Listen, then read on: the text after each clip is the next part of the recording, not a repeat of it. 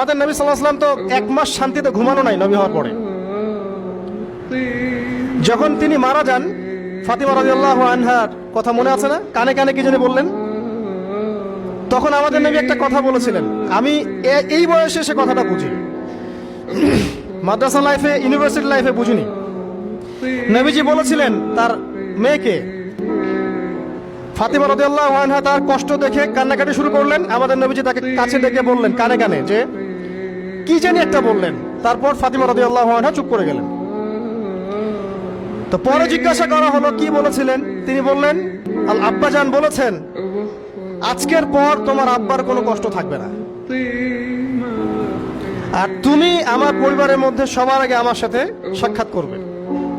এই যে আজকের পর আমার আব্বার আর কোনো কষ্ট থাকবে না, এর মানে বোঝেন, মানে সারাটা নববী জীবন কত যে কষ্ট নবী সাল্লাল্লাহু আলাইহি ওয়াসাল্লামকে সহ্য করতে হয়েছে।